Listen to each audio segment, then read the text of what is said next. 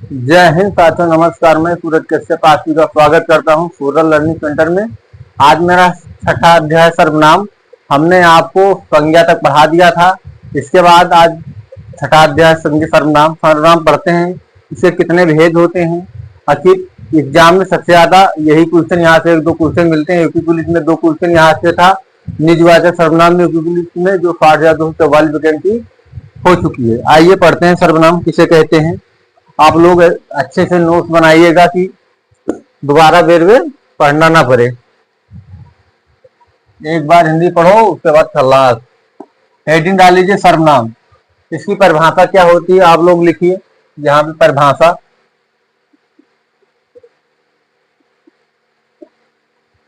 परिभाषा इसकी परिभाषा बहुत सरल है। आप लोगों को एकदम किताबी भाषा नहीं जाना है। हम जैसा आपको बताएंगे वैसा आपको एकदम ध्यान रखना है। जो संज्ञा के स्थान पर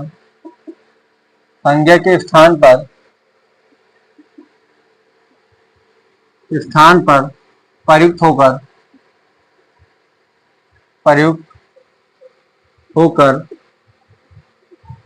संज्ञा की पुनरावृत्ति को रोकते हैं। संज्ञा की पुनरावृत्ति को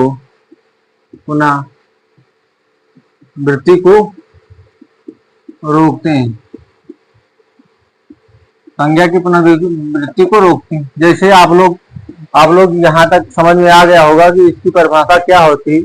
जो संज्ञा के स्थान पर प्रयुक्त होकर संज्ञा की पुनरावृत्ति को रोकते हैं उसे सर्वनाम कहते हैं। मतलब जैसे आप लोग उदाहरण लिखिए यहाँ पे। उदाहरण से आप लोगों को समझ में आ जाए। जैसे आप किसी का बड़ा नाम पूछिए, उदाहरण लिखिए सच्चिदानंद हीरानंद।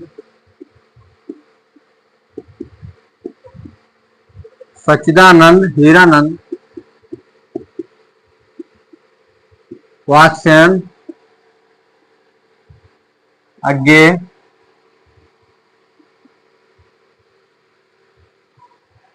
अच्छे लेखक हैं। सच्चिदानंद हीरानंद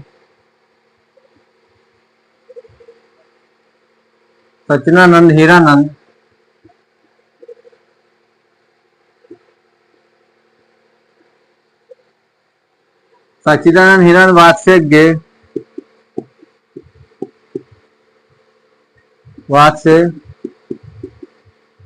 अज्ञे अच्छे साहित्य भी हैं।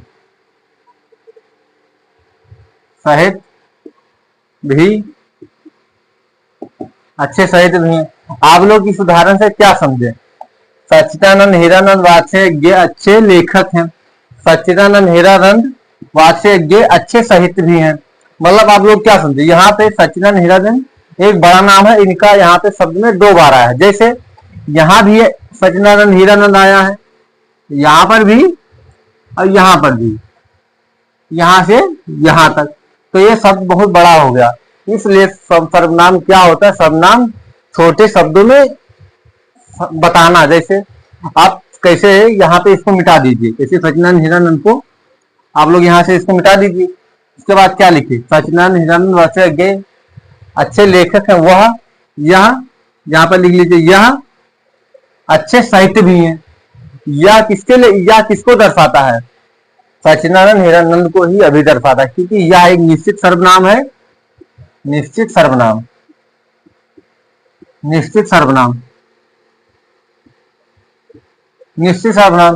यह दर्शाता है कि अभी भी सच्चिदानंद हीरानंद के बात को ही दर्शाया जाता है, क्योंकि यहाँ पर इन्हीं का बात चला है, इसलिए इन्हीं को दर्शाया जा रहा है।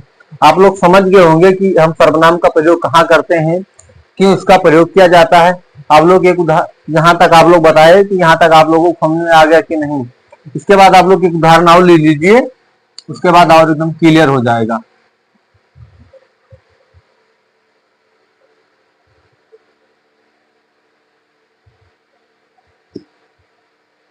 एक उदाहरण आप लोग और ले लीजिए। मोहन एक अच्छा छात्र है। छात्र है। मोहन एक अच्छा छात्र है। मोहन पढ़ने में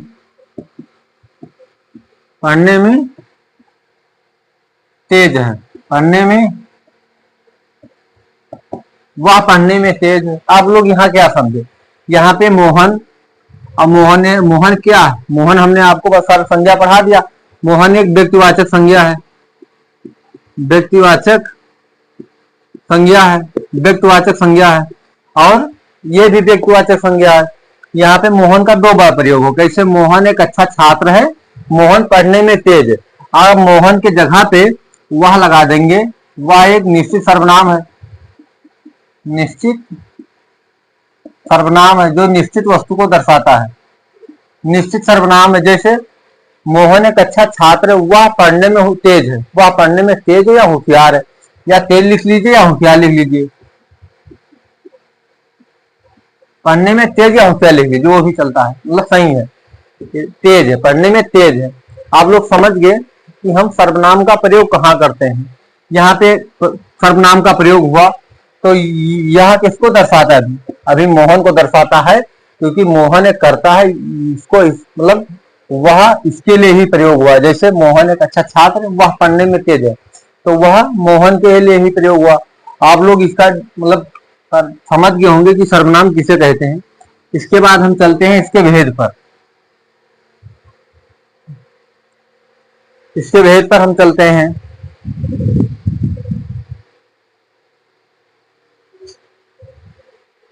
इसके भेद पर हम चलते हैं। इसके कितने भेद होते हैं?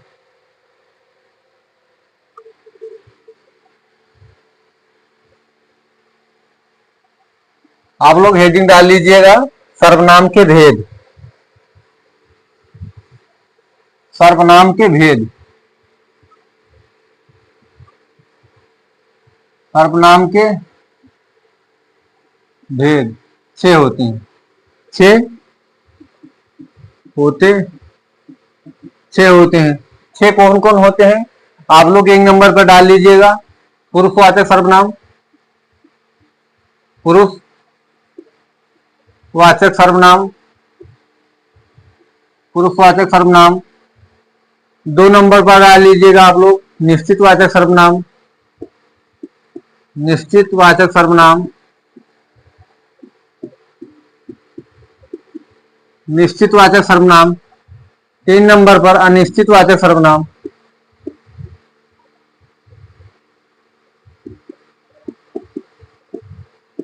अनिश्चितवाचक सर्वनाम।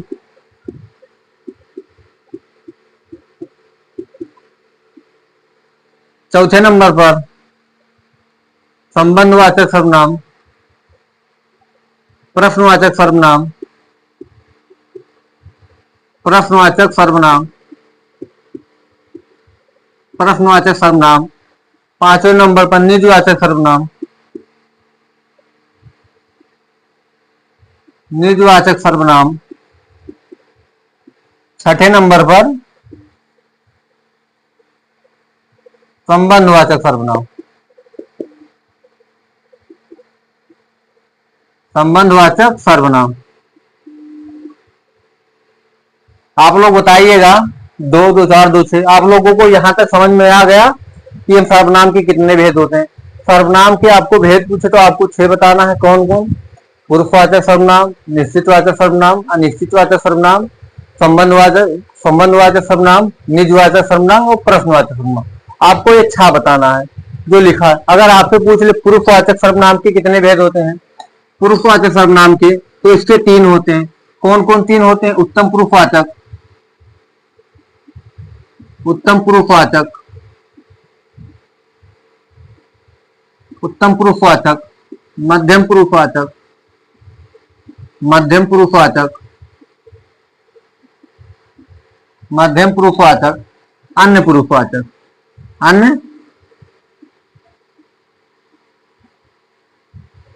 अन्य पुरुषवाचक। अगर आपसे यह पूछा जाए कि पुरुषवाचक सर्वनाम के कितने भेद होते हैं, तो आपको कितने बताना? 3। कौन कौन? उत्तम पुरुषवाचक, मध्यम पुरुषवाचक और अन्य पुरुषवाचक। आप लोगों को ये 3 बताना है। अगर आपसे सिर्फ ये पूछा जाए एग्जाम में कि सर्वनाम के कुल कितने भेद होते हैं, तो आपको 6 लगाना है। अगर आपको एग्जाम में यह पूछा जाए कि सर्वनाम के शब्दों की संख्या मतलब कुल सर्वनाम कितने हो, तो आपको 11 लगाना। कौन कौन होते हैं आप लोग लिखिए, ये कौन कौन होते हैं यहाँ पे लिख लीजिए। प्रश्न पुरुषवाचक में होता है हम, मैं हम नहीं, हम तुम। निजवाचक में होता है यह वह। और अनिश्चित वाचक में कोई कुछ।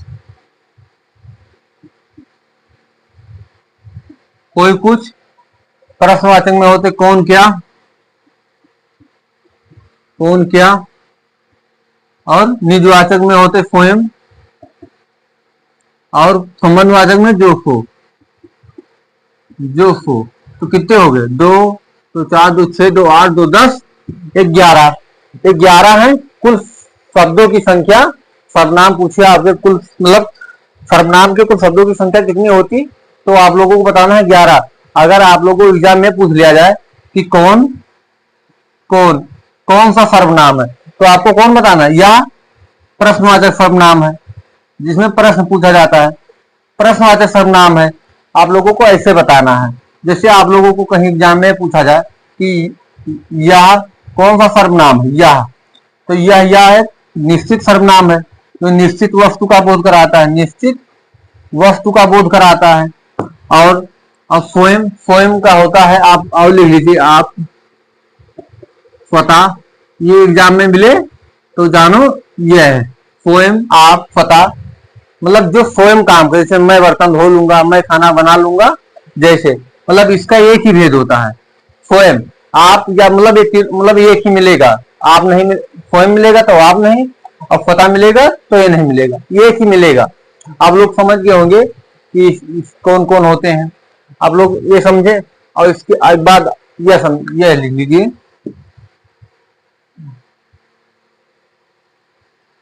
उत्तम पुरुषवाचक में कौन कौन होते हैं, मैं हम प्लस कारक विभक्ति। जैसे इसके कारक विभक्ति बनता कैसे, मैं से, मैं, हमसे। जैसे मैं है तो मैं बन गया, मैंने बन गया, मैंने, हमसे बन गया, हमसे, हमने। यह सब कारक विभक्ति चिन्ह है। तो आप लोग प्लस कारक विभक्ति चिन्ह होता है। जैसे मध्यम पुरुषवाचक में होता है तुम आप। जैसे प्लस कारक विभक्ति,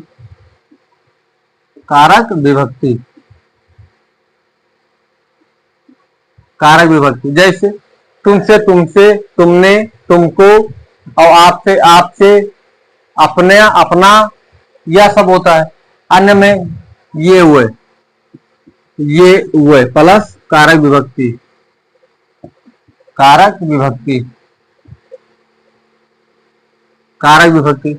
आप लोगों को यहां तक समझ में आ गया होगा कि पुरुषवाचक सर्वनाम के 3 भेद होते हैं। कौन कौन, उत्तम पुरुषवाचक, मध्यम पुरुषवाचक, अन्य पुरुषवाचक।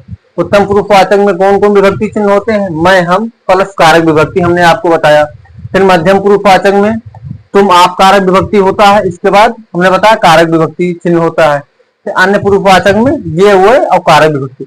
उत्तम पुरुषवाचक में जब किसी बड़े में बात किया जाए, मतलब उत्तम पुरुषवाचक में, मध्यम पुरुषवाचक में, उत्तम पुरुषवाचक में क्या होता है, जब दो व्यक्ति आपस में बात करें उसमें होता है। मध्यम पुरुषवाचक में जब अपने से बड़ा में बात किया जाए, और अन्य पुरुषवाचक में जब तीसरे से बात किया जाए। जैसे वो आ रहे हैं, कौन आ रहा है, वो आ रहे हैं, तो तीसरे वाले व्यक्ति को इशारा हो रहा है। कैसे ये व्यक्ति है, ये व्यक्ति, दो लोग बतवा रहे हैं और ये कोई इसमें कहा वो आ रहे हैं, कौन आ रहा है, वो आ रहे हैं, तो तीसरे व्यक्ति की ओर इशारा करके हो गया कि वो आ रहे हैं, वो उसमें अन्य पुरुषवाचक हो गया। आप लोगों को यहाँ तक समझ में आ गया होगा। इसके बाद हमें मिसाल दे रहे हैं, यहाँ तक आप लोगों को एकदम समझ में आ गया तो आप लोग थम्स अप करिएगा। उसके बाद चलते हैं।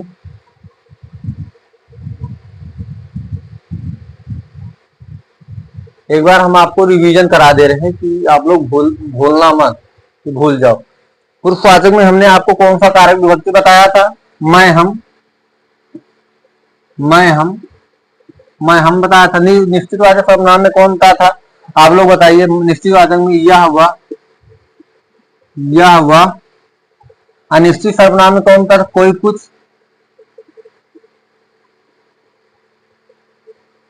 कोई कुछ। प्रश्नवाचक में कौन क्या, कौन क्या। निजवाचक में स्वयं, और संबंधवाचक में जो सो, जो जो संबंधों को करता है। आप लोग ये समझ गए होंगे कि यह कुल शब्दों की संख्या मतलब सर्वनाम से पूछे तो 11 होता है। 2 2 4 2 6 2 8 और 3 11। और क्या बताया था? उत्तम पुरुषवाचक, मध्यम पुरुषवाचक, अन्य पुरुषवाचक। इसके हमने क्या कारक विभक्ति बताए थे आपको? उत्तम में मैं हम, मैं हम, मैं हम। मध्यम में तुम आप, तुम आप। उसके बाद अन्य में ये हुए, ये हुए प्लस कारक विभक्ति, कारक विभक्ति, कारक विभक्ति।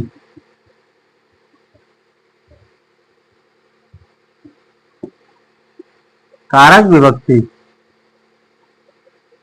कारक विभक्ति। आप लोगों को यहां तक समझ में आ गया होगा कि सर्वनाम के कितने भेद होते हैं। कुल सर्वनाम कितने होते हैं? 11 होते हैं। पुरुषवाचक सर्वनाम के कितने भेद होते हैं? 3 भेद होते हैं। कौन कौन? उत्तम पुरुषवाचक, मध्यम पुरुषवाचक, अन्य पुरुषवाचक। इसके 3 के कारक विभक्ति कौन कौन होते हैं? मैं हम तुम आप ये वो होते हैं। उसके बाद हम अब एक एक को पढ़ते हैं। सबसे पहले, सबसे बाद में इसको पढ़ेंगे, पहले इसको पढ़ेंगे, इसको, इसको, इसको, इसको। ये 3 भेद हैं, इसको सबसे बाद में पढ़ेंगे। आप लोग हेडिंग डाल लीजिए। पहला पुरुष निश्चित सर्वनाम,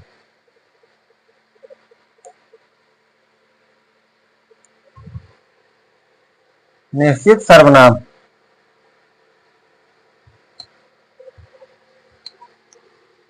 आप लोग हेडिंग डाल लीजिएगा निश्चित सर्वनाम, निश्चित सर्वनाम।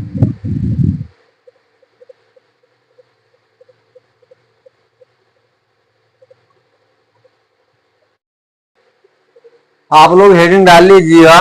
पहला, पहले नंबर पर निश्चित सर्वनाम, निश्चित, निश्चित सर्वनाम, निश्चित सर्वनाम। इसके निश्चित सर्वनाम आप लोग हेडिंग डाल लीजिएगा। निश्चित सर्वनाम किसे कहते हैं? निश्चित सर्वनाम हमने इसमें आपको क्या बताया था? यह वह, यह वह। इसके उदाहरण आप लोग लीजिए। उदाहरण से आप लोगों को बहुत अच्छा समझ में आएगा। जैसे यह मेरा घर है, यह मेरा घर है। अब यह मेरा घर है, आप लोग इसे क्या समझे? जैसे यह निश्चित वस्तु को दर्शा दिया कि यह मेरा घर है। जैसे हम जहां पे पढ़ा रहे हैं ये घर है, तो यह मेरा घर है, तो यह निश्चित हो गया कि यह हमारा ही घर है। जैसे यह मेरी साइकिल है, यह मेरी साइकिल है। तो इसमें निश्चित हो गया कि यह भी सर्वनाम है, यह भी सर्वनाम है, यह कारक विभक्ति चिन्ह है। और साइकिल क्या है? एक जातिवाचक संज्ञा है, क्योंकि यह जातिवाचक साइकिल के जैसे आवश्यक होती है, इसलिए साइकिल निश्चित हो गया कि यह साइकिल मेरी है। इशारा हो गया कि यह साइकिल मेरी है। और एक चीज और छूट गया, निश्चित वाचक को हम संकेत वाचक भी कहते हैं। संकेत वाचक, संकेत वाचक सर्वनाम कहते हैं इसे। अगर आपसे निश्चित वाचक ना होगा तो सर्वनाम संकेत वाचक इसका दूसरा नाम है। यह निश्चित हो गया कि साइकिल यह मेरी। जैसे वह मेरा स्कूल है, वह मेरा स्कूल है। तो यह इशारा करता है, संकेत करता है कि वह मेरा स्कूल है, यह मेरा घर है, वह मेरी साइकिल खड़ी है। जैसे वह मेरा घर है, तो वह एक सर्वनाम है निश्चित वाचक। मेरा कारक विभक्ति चिन्ह लगा इसमें, और स्कूल एक संज्ञा शब्द है, जातिवाचक संज्ञा हमने आपको बता दिया। यह क्या हो गया पूरा निश्चितवाचक सर्वनाम। आप लोग और उदाहरण लिखिए यहाँ पे, वह मेरा गांव है,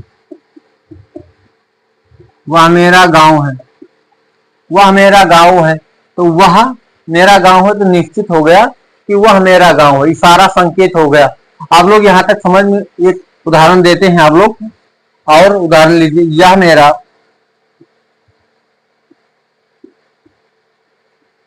यह मेरा यह मेरा घर है, यह मेरा घर है, यह मेरा घर है। तो निश्चित दर्शा दिया कि यह मेरा घर निश्चित वस्तु को दर्शाता है, क्योंकि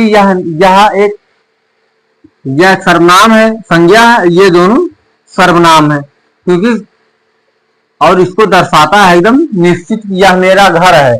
आप लोग यहाँ तक समझ गए होंगे। इसके बाद एक उदाहरण आप लोग लीजिए, देखिए आप लोग बता पाते हैं कि नहीं, या यही उदाहरण बदल देते हैं। यह घर मेरा है, यह घर मेरा है। तो आप लोग अब कमेंट करके बताइएगा कि यह घर मेरा है या सही है कि गलत। आप लोग बताओ कि यह सही है गलत। तो यह गलत है, क्योंकि ये बीच में संज्ञा शब्द आ गया। इसके आप पॉइंट डाल के नोट में लिखिएगा, ये गलत शब्द है, क्योंकि आप लोग यहाँ पे लाइन पार दीजिए, यहाँ पे नोट डाल के लिखिएगा। नोट, सर्वनाम का पड़ोसी, सर्वनाम का पड़ोसी, पड़ोसी सर्वनाम होता है, सर्वनाम होता है।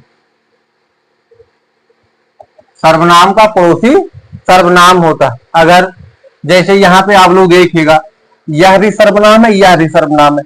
आप इसमें कहीं पर नहीं देख, मतलब आपको आएगा कि एक सर्वनाम आ गया, उसके बाद संज्ञा शब्द आ गया, वह विशेषण की तरफ चला जाता है, सावनाम विशेषण हो जाता है। जैसे यह भी सर्वनाम है, यह भी सर्वनाम है, दोनों सर्वनाम साथ में है, यह सर्वनाम, दोनों सर्वनाम साथ में। तो सर्वनाम, सर्वनाम का पड़ोसी सर्वनाम ही होता है, उसे हम सर्वनाम कहते हैं। और दूसरे नंबर पर लिखिए, अगर सर्वनाम का पड़ोसी, अगर सर्वनाम का पड़ोसी, अगर सर्वनाम का पड़ोसी पड़ोसी संज्ञा शब्द हो तो, संज्ञा शब्द हो तो सार्वनामिक विशेषण होता है, सार्वनामिक विशेषण होता है, सार्वनामिक विशेषण होता है।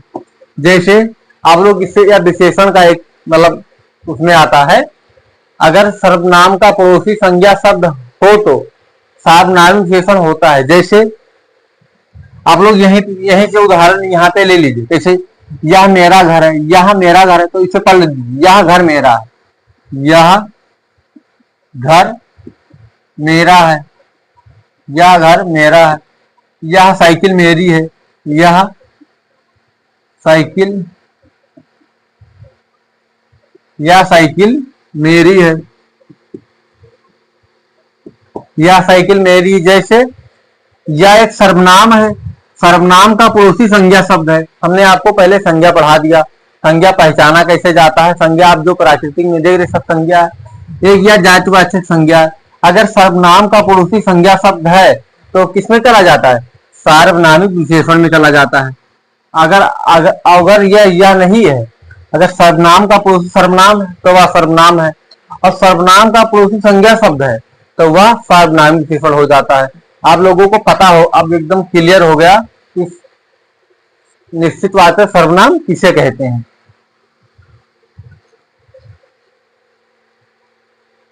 आप लोगों को कोई भी डाउट हो तो आप पूछ सकते हैं कमेंट करके बाद में। उसके बाद और उदाहरण आपको दे देते हैं, और यहाँ पे उदाहरण ले लीजिएगा आप लोग। यह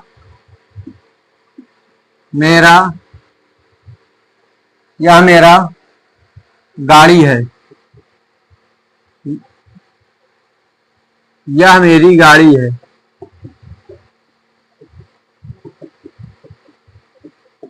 यह मेरी गाड़ी है, तो यह गाड़ी को निश्चित कर दिया कि यह गाड़ी मेरी है। और आप लोग यहाँ पे पॉइंट छोड़िए, यह और वह, यह निकट की वस्तु को दर्शाता है, निकट वस्तु को दर्शाता है, वस्तु को दर्शाता है, निकट वस्तु को दर्शाता है। जैसे यह मेरी गाड़ी है, तो यह मतलब जहां मैं खड़ा हूं यहाँ पे ये भी लिख सकता हूं, यह मेरी, यह मेरी नहीं, यहाँ पे यह मेरा घर है। तो जिस घर में मैं खड़ा हूं तो यह घर मेरा, तो निश्चित हो, निकट हो गया। जैसे यह दीवार के पीछे दीवार है, मतलब बोर्ड के पीछे दीवार है, तो यह मेरा दीवार है। तो निश्चित वस्तु मतलब क्या होगा, निकट वस्तु का वो हो गया।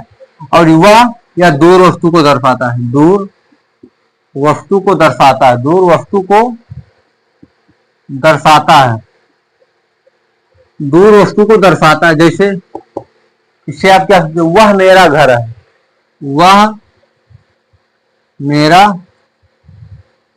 घर है, वह मेरा घर है। जैसे आप यहां संकेत दे दिए कि वह मेरा घर, इशारा, वह मेरा घर है, तो दूर की वस्तु को दर्शाता है।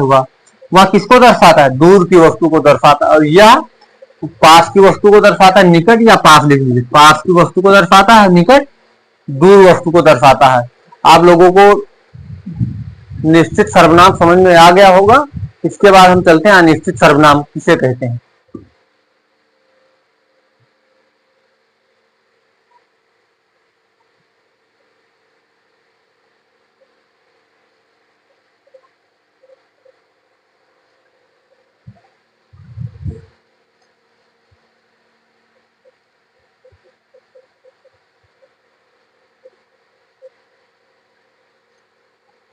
आप लोग दूसरे नंबर पे हेडिंग डालिएगा, दूसरे नंबर पर अनिश्चित सर्वनाम, अनिश्चित, अनिश्चित सर्वनाम। अनिश्चित सर्वनाम में हमने बताया था कोई कुछ। आपको ये दोनों जरूर एकदम याद करके अपने दिमाग में रख लेना है कि अनिश्चित सर्वनाम में कारक विभक्ति कोई कुछ होता है, सर्वनाम होता है। सर्वनाम कौन होता है, कोई कुछ। जैसे आप लोग इसके उदाहरण लिखिए, जैसे उदाहरण,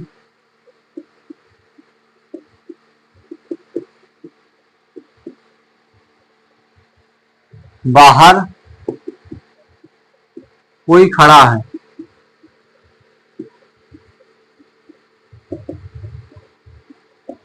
बाहर कोई खड़ा है, तो कौन खड़ा है, निश्चित नहीं बताया कि वह मोहन खड़ा है, श्याम खड़ा है, कोई गाय खड़ी, कोई बिल्ली खड़ी है, निश्चित नहीं किया। बाहर कोई खड़ा है तो कौन खड़ा है, पता नहीं चलता है कि कौन खड़ा है।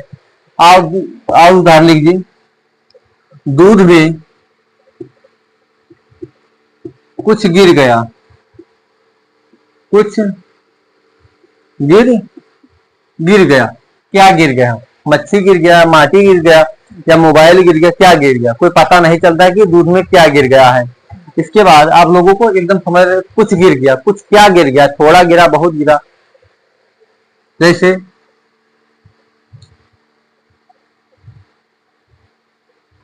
थोड़ा सा,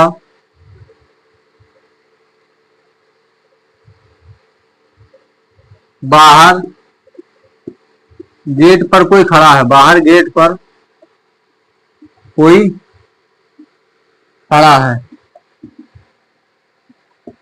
कौन खड़ा है पता नहीं चलता है। जैसे बाहर गेट पर कोई, बाहर गेट पर कोई खड़ा है, कौन खड़ा है पता नहीं चलता है कि कौन खड़ा है।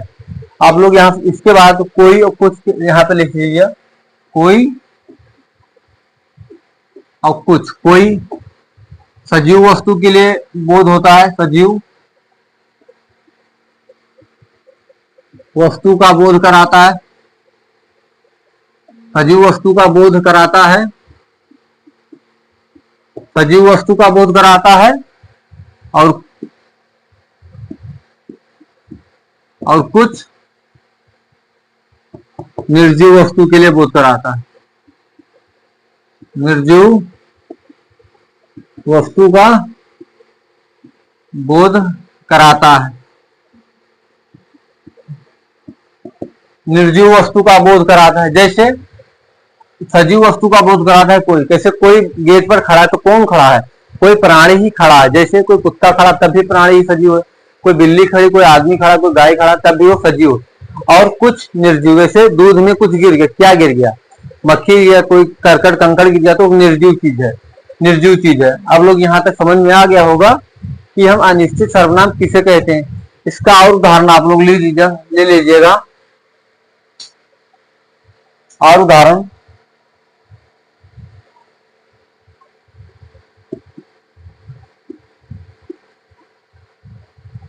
चाय में कुछ गिर गया, चाय में कुछ गिर गया, क्या गिर गया? पता नहीं चलता है कि चाय में क्या गिर गया।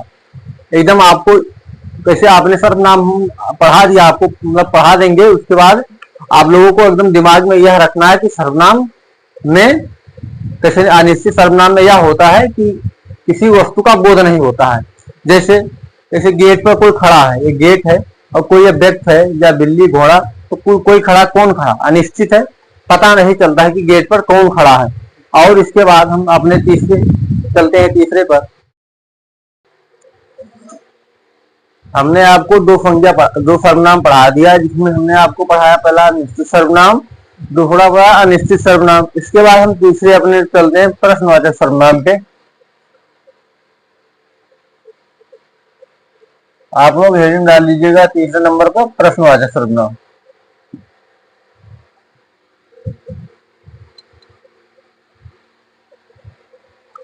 प्रश्नवाचक सर्वनाम तीसरे नंबर पर प्रश्नवाचक सर्वनाम। प्रश्नवाचक सर्वनाम, इसमें हमने आपको क्या बताया था? प्रश्नवाचक कौन क्या, कौन क्या। और इसकी परिभाषा हम नहीं लिख लें, क्योंकि इसमें प्रश्न पूछ रहे, अभी यही लिखेंगे कि जिसमें प्रश्न पूछा जाता है उसे हम प्रश्नवाचक सर्वनाम कहते हैं। आप लोग परिभाषा खुद लिख लीजिएगा। इसके उदाहरण कौन कौन होते हैं आप लोग उदाहरण से बहुत अच्छा समझेंगे। जैसे गेट पर, गेट पर कौन खड़ा है? कौन, गेट पर कौन खड़ा है? तो आप, कौन खड़ा है तो आप प्रश्न पूछे। जैसे कोई बाहर गेट पर खड़ा है तो आप घर में से पुकारे कि गेट पर कौन खड़ा है, तो वहां क्या हो गया? प्रश्नवाचक सर्वनाम। आप इसमें प्रश्न पूछने का सवाल कर रहे हैं। और तुम क्या कर रहे हो? तुम क्या कर रहे हो? तुम क्या कर रहे हो? तो इसमें प्रश्न पूछने का उत्तर मिला कि तुम क्या कर रहे हो। इसमें क्या सर्वनाम, इसमें क्या सर्वनाम है, तो क्या प्रश्न पूछा जाता है, तुम क्या कर रहे हो? तुम कहां जा रहे हो? तुम कहां जा रहे हो? तुम कहां जा रहे हो, इसमें भी प्रश्न या सर्वनाम है, या प्रश्न पूछने का उत्तर मिलता है। तुम कहां जा रहे हो? और उदाहरण आप लोग बताइए, क्योंकि उदाहरण से आप लोगों को बहुत अच्छा समझ में आ जाएगा।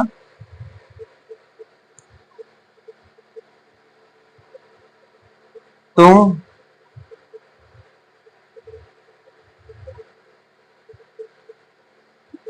तुम कहां जा रहे हो? आप लोग उदाहरण बताइए। आप लोग बताइए कि प्रश्नवाचक सर्वनाम आपको समझ में आ गया कि नहीं, क्योंकि इसमें प्रश्न पूछने का होता है। जैसे गेट पर कौन खड़ा है, तो वहां अनिश्चित वस्तु होगा कि गेट पर कौन खड़ा है, मतलब पता नहीं लगा। और आप प्रश्न पूछो से कौन खड़ा है। जैसे तुम क्या कर रहे हो, तो क्या क्या है? प्रश्नवाचक है। तुम क्या कर रहे हो, प्रश्न पूछा गया। जैसे तुम कहां जा रहे हो, कहां जा रहे हो प्रश्न पूछिए। यहाँ पे उदाहरण और ले लीजिए। उदाहरण,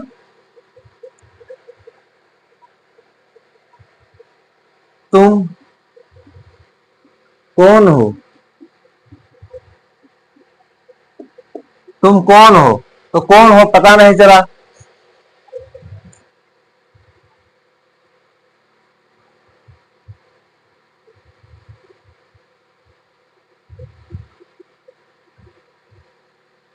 यह क्या कर रहे हो, या क्या कर रहे हो। तो क्या प्रश्न पूछने का जवाब मिला, या एक सर्वनाम है या भी सर्वनाम है, और या प्रश्नवाचक सर्वनाम है। आप लोगों को समझ में आ गया होगा कि हम प्रश्नवाचक सर्वनाम किसे कहते हैं और किसे नहीं कहते हैं, क्योंकि प्रश्नवाचक सर्वनाम में प्रश्न पूछने का प्रश्न पूछा जाता है। जैसे गेट पर कौन खड़ा है, तो गेट पर कौन खड़ा है, खड़ा कौन है। अब कोई खड़ा है तभी तो आप उससे प्रश्न कि कौन खड़ा है। तुम क्या कर रहे हो, तो क्या एक प्रश्नवाचक है। तुम कहाँ जा रहे हो, तो आपसे प्रश्न पूछा गया। जैसे तुम कौन हो, आपने उससे प्रश्न पूछा गया। जैसे क्या कर रहे हो, तो इसमें भी प्रश्न पूछा गया। आप लोगों को प्रश्नवाचक सर्वनाम एकदम समझ में आ गया होगा तीसरा नंबर पर। और इसके आगे हम चौथे पर चलते हैं। चौथे नंबर पर आप लोग पहले थम्स अप करिए कि आप लोगों को समझ में आया कि नहीं। इसके आगे हम फिर चलते हैं। आप लोग चौथे पर डाल लीजिए संबंधवाचक सर्वनाम।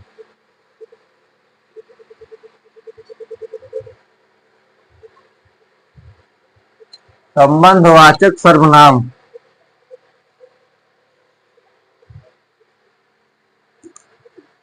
चौथे नंबर पर संबंधवाचक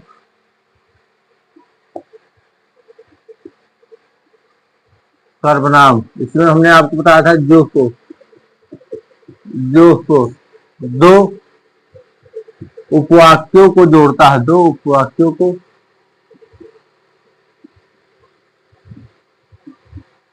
जोड़ता है, दो उपवाक्यों को जोड़ता है। जैसे आपने बहुत सुना होगी, जैसी लाठी। आप लोग यहाँ पे उदाहरण इसकी लिखिए, जैसी करनी, जैसी करनी वैसी भरनी। जैसे यहाँ पे आपने क्या समझा, या दो जैसी करनी एक वाक्य है और वैसी भरनी ये दूसरा वाक्य है, तो इसके बीच में संबंध वैसी आया। वैसी दोनों वाक्यों को जोड़ता है। जैसे आप लोग उदाहरण लिखिए, सो बोया है जो काटोगे, उल्टा हो गया, जो बोया है सो काटोगे, जो बोया है सो काटोगे, सो काटोगे। इसमें जो सो, इसमें सो आया, तो अब दो उपवाक्य आपस में जोड़ा जाता है, उसे हम क्या कहते हैं, संबंधवाचक सर्वनाम कहते हैं। इसके बाद और उदाहरण आप लोग बताइए, और इसके उदाहरण कौन कौन होते हैं। आप लोग पहले बताइए कि यहां तक समझ में आया कि नहीं आया संबंधवाचक सर्वनाम, और इसके उदाहरण कौन है।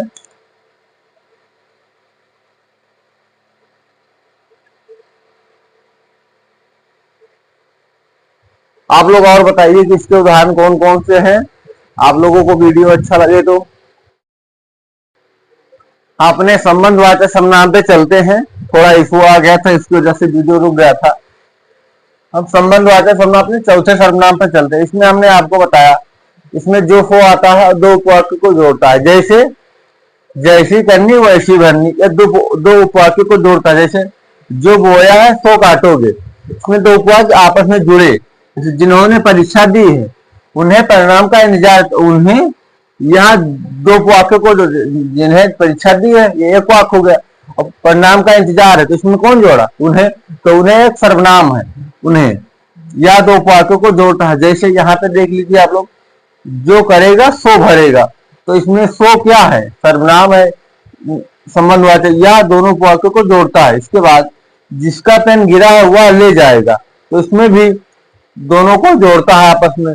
और यहाँ पे जिसकी लाठी उसकी भैंस, आप लोग समझ गए होंगे कि संबंधवाचक सर्वनाम किसे कहते हैं। इसमें दो उपवाक्यों को आपस में जोड़ा जाता है। जैसे जिसकी लाठी उसकी भैंस, जो करेगा सो भरेगा। यहाँ पे लिख लीजिए, जो करेगा, उदाहरण, जो करेगा सो भरेगा, जो करेगा यहाँ पे लिखा तो नहीं है, जो करेगा तो भरेगा, तो भरेगा, जो करेगा सो भरेगा। आप लोग यहाँ तक समझ में आ गया होगा आपको संबंधवाचक सर्वनाम तक, इसमें हम क्या आता है। इसमें दो उपवाक आपस में अलग अलग रहते उन्हें जोड़ा जाता है जो को के माध्यम से, और उसे कार्य विभक्ति के साथ से हम संबंधवाचक सर्वनाम कहते हैं। आप लोगों को समझ में आ गया होगा। इसके बाद हम अपने पांचवें पर चलते हैं, निजवाचक सर्वनाम। निजवाचक सर्वनाम में आप लोग हेडिंग डाल लीजिए 5वें नंबर पर, निजवाचक सर्वनाम।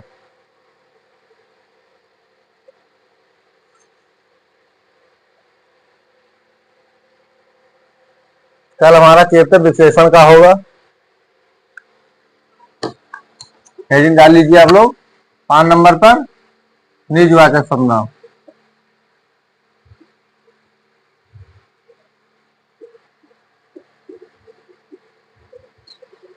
जहां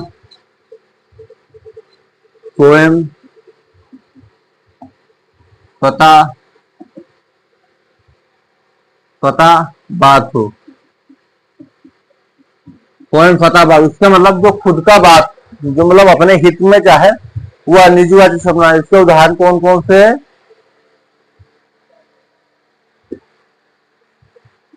यह काम मैं स्वयं करूंगी, यह काम मैं स्वयं करूंगी। जैसे इसमें तो आ गया, इसमें आपको निजवाचक सर्वनाम में यह ध्यान रखना है, जैसे काम हमें ही करना है, खुद करना है। जैसे मैं खाना स्वयं बनाऊंगी, यहाँ पे लीजिए, मैं खाना, मैं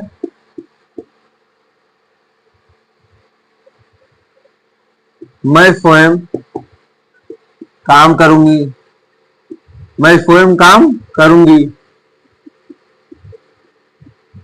मैं स्वयं खाना बनाऊंगी, खाना बनाऊंगी,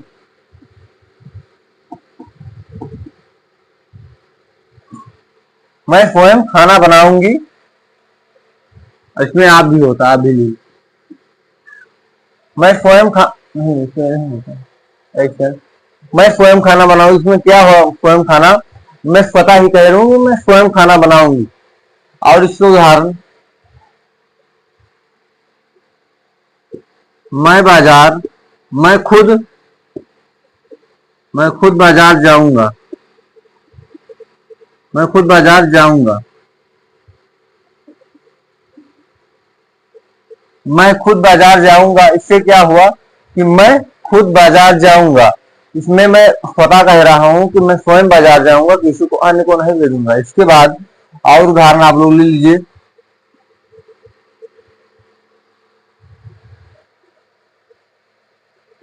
मैं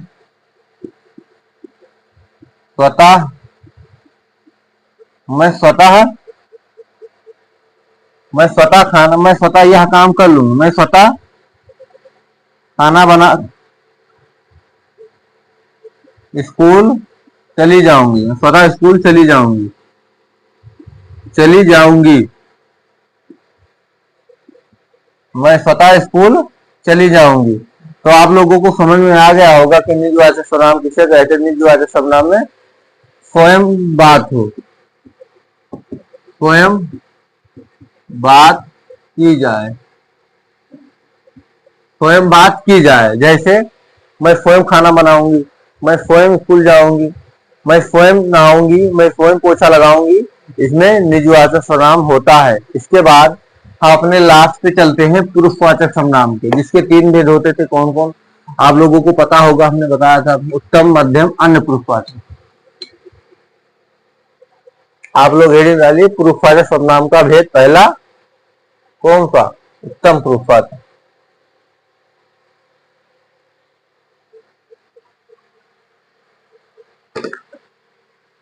लास्ट पर है पुरुषवाचक सर्वनाम, पुरुषवाचक सर्वनाम, सर्वनाम, सर्वनाम का भेद कौन? उत्तम पुरुषवाचक। उत्तम पुरुषवाचक, पुरुषवाचक में हमने आपको बताया था हम जब स्वयं बात हो, जैसे मतलब जब स्वयं के लिए बात की जाए, जैसे वक्ता स्वयं की बात की जाए, इसमें क्या कहते हैं, उत्तम पुरुषवाचक। जैसे आप लोग लिखिए, मैं बाजार जा रहा हूं, मैं बाजार जा रहा हूं, मैं बाजार जा रहा हूं। तो इसमें क्या हुआ कि उत्तम पुरुषवाचक में होता है जब वक्ता स्वयं अपने लिए बात की जाए। जैसे और उदाहरण ले लीजिए, हमने स्कूल जाना बंद कर दिया, हमने स्कूल जाना बंद कर दिया, स्कूल जाना बंद कर दिया, कर दिया, हमने स्कूल जाना बंद कर दिया। इसमें क्या हुआ, उत्तम पुरुषवाचक में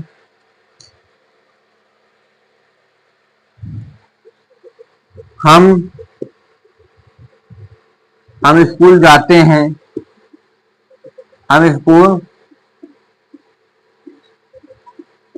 स्कूल जाते हैं।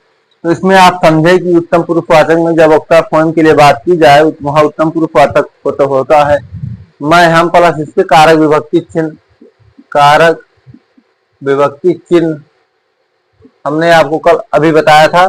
सबसे शुरू में कारक विभक्ति चिन्ह कारक विभक्ति चिन्ह होता है। मैं बाजार जा रहा हूं, तो इसमें उत्तम पुरुषवाचक है, हमने स्कूल जाना बंद कर दिया, तो यह क्या है, कारक विभक्ति लग गया, इसमें कर्ता नहीं लग गया। हम स्कूल जा रहे हैं, तो इसमें भी क्या है, उत्तम पुरुषवाचक। इसके बाद हम लिखते हैं मध्यम पुरुषवाचक।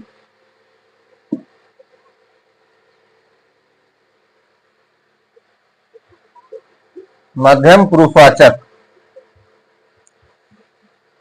आप लोग हेडिंग डालिए मध्यम पुरुषवाचक।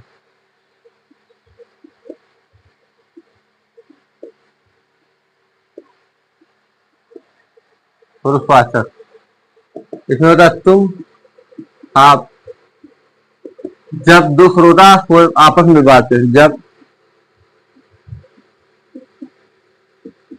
दो श्रोता आपस में बात करें, आपस में बात करें,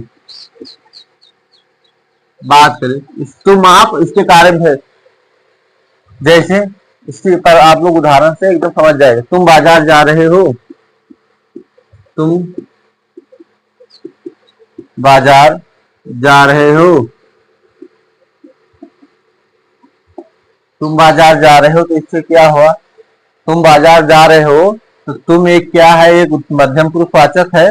तो कैसे एक व्यक्ति यह खड़ा है, एक व्यक्ति यह खड़ा है, तो आप इस व्यक्ति से कह रहे हो दूसरे व्यक्ति से तुम बाजार जा रहे हो, तो मतलब दो श्रोता आपस में बात करें। वही तो हमने आपको यहाँ पे भी बताया, जैसे तुम बाजार जा रहे हो, तो वही हुआ कि दो व्यक्ति आपस में बात कर रहे हैं, तो उसमें कहा गया तुम बाजार जा रहे हो। जैसे आप स्कूल जाते हो, आप स्कूल जाते हो, इसमें भी यह दो श्रोता आपस में बात कर रहे हैं। इसके बाद और है, आपने खाना खाया, आपने खाना खाया, आपने खाना खाया, तो आपने इसके कारक विभक्ति चिन्ह हो गई, और खाना खाया ये क्या हो गया, दो व्यक्ति आपस में बात कर रहे हैं, उसमें क्या हो गया, मध्यम पुरुषवाचक। उसके बाद और उदाहरण आप लोग लीजिए,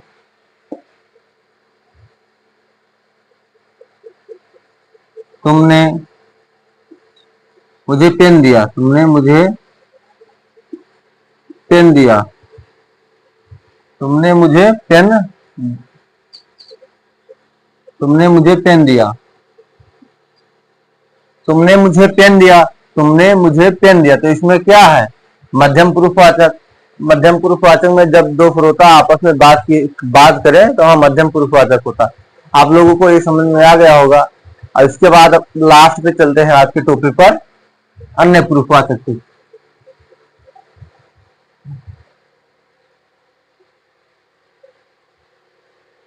कल से हम प्रैक्टिस से स्टार्ट कर रहे हैं यूपी पुलिस, एसएससी जेडी और यूपीएसआई के लिए। आप लोग जुड़ना ना भूलें। 3 नंबर पर आज उत्तम अन्य पुरुषवाचक। अन्य पुरुषवाचक सर्वनाम, अन्य पुरुषवाचक सर्वनाम। इसमें जब दो श्रोता जब दो श्रोता तीसरे व्यक्ति के बारे में बात करें, तीसरे व्यक्ति के बारे में बात करें, व्यक्ति के बारे में बात करें, जैसे इसमें हमने आपको बताया था ये वे होते, वे आ रहे हैं, जैसे वे आ रहे हैं। आप लोग एक चित्र बनाइए अपने मन में, जैसे यहाँ पे एक व्यक्ति खड़ा है, यहाँ पे एक व्यक्ति खड़ा है, कोई तीसरा व्यक्ति ऐसे एंट्री कर रहा है, तो ये दोनों आपस में बात कर रहे हैं, जैसे वे आ रहे हैं। तो तीसरे व्यक्ति की ओर इशारा करके बताया कि वे आ रहे हैं। तो वही जब दो श्रोता आपस में बात करते हैं, जब किसी तीसरे व्यक्ति को इशारा करते हैं, उन्हें हम अन्य पुरुषवाचक कहते हैं। वे आ रहे हैं,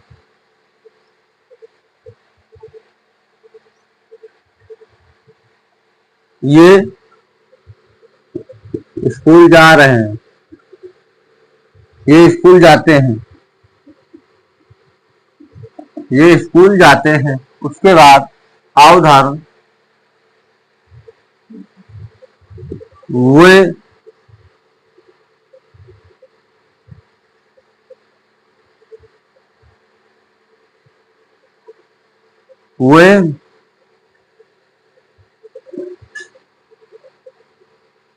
वे विद्यालय जा रहे हैं, वे विद्यालय जा रहे हैं। तो आप लोगों को अन्य पुरुषवाचक सर्वनाम समझ में आ गया होगा जब किसी तीसरे व्यक्ति को बात किया जाए। और ये वे प्लस इसके कारक विभक्ति चिन्ह आप लोग लिख लीजिए, विभक्ति चिन्ह, विभक्ति चिन्ह। आप लोगों को सर्वनाम एकदम समझ में आ गया होगा कि सर्वनाम किसे कहते हैं, इससे कितने भेद होते हैं। इसके बाद हमारा कल नेक्स्ट टॉपिक रहेगा। आज मेरा 6वां अध्याय था, कल हम विशेषण पढ़ेंगे विस्तार से। आप किसी भी एग्जाम की तैयारी कर रहे हैं, उसमें विशेषण चैप्टर है, तो विशेषण वहां से एक भी क्वेश्चन बाहर नहीं आएगा। धन्यवाद।